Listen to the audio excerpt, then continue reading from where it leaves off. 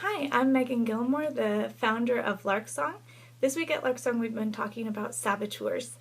Saboteurs are those voices in your head that whenever you try to make positive change or create something good in your life, they're going to pop up and tell you that you can't, or they're going to limit how you can around it. Typically, the saboteur would probably say that its job is to maintain the status quo and to protect you. As we know, the status quo can't really be maintained.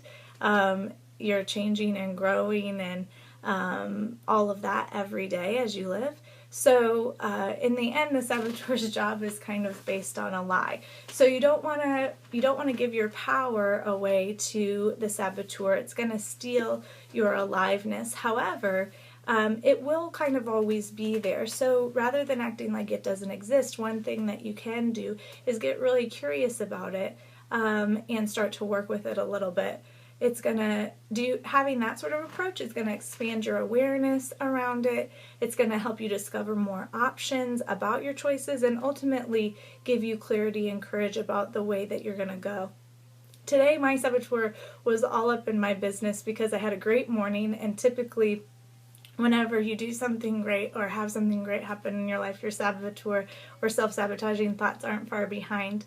So I had a great morning, and then I was going to go do something for myself, and it didn't work out.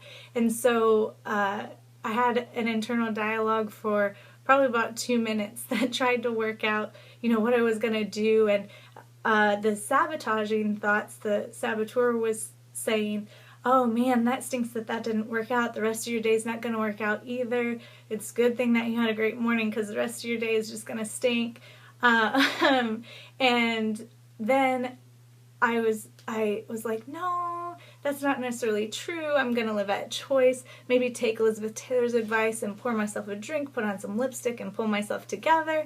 And so using that example, I'm going to give you a couple of tools that you can use whenever the saboteur starts popping up in your life. And it might say something different to you, but typically the saboteur sounds similar in each person's life. It says things like, you can't do that, or you're not good enough, or you don't have the resources or the education, or you're too much, or you're not enough, or you're too old, or you're too young, or that's going to cost too much money, or it's not costing you enough, or whatever. There's always different things that are going to limit you, but that's typically the voice that the saboteur will speak in. So whenever you start hearing those sorts of voices, get curious and ask your saboteur what it's trying to protect. In asking it what it's trying to protect, you're going to be able to find the grain of truth that has been exploded into something that's really actually kind of difficult to deal with.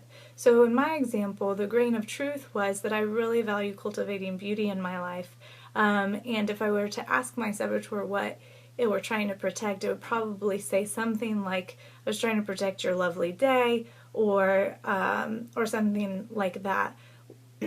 But I can then say, you know what, hey saboteur, thanks for the help, but I can choose to value and honor cultivating beauty in my life without you needing to protect it. And I'm going to choose to do that for the rest of my day too, rather than throwing in the towel. So the first thing you can do is ask it what it's protecting and find that grain of truth. The second thing is to start writing down your options around the decision that's in question, and creating different options. A tricky thing that the saboteur tries to do is tell you that you only have two options. There's either this one over here or there's this one over here. And in reality, you actually have a host of options. You're a very creative person, so use your creativity to figure out all the different options around the choice that you're making. The positive options, the negative options, the neutral options, write those all down.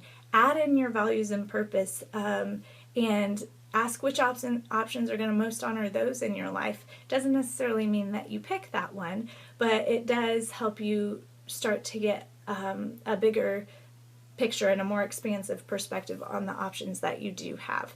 Once you've figured out the grain of truth and you've written down your options, it's going to start becoming really clear to you what course of action you need to take, because what's important to you is becoming clear. So the last thing that you need to do is just choose the the most resonant option and courageously execute your choice. For me, that meant coming home and getting out of my sweatpants, putting on some lipstick, spending time with my kids, and doing this gosh darn video blog, even though my saboteur was telling me all the reasons that I shouldn't. So hopefully that gives you some tools around your saboteur, how to approach it and live with it each day. For more resources around coaching and saboteurs and values and all of that, www.larksong.com. Follow us on Facebook and Twitter. We're sharing resources every day of the week on our different weekly topics. This next week we're going to look at values. So join us for that. Have a great day and continue to choose courageously.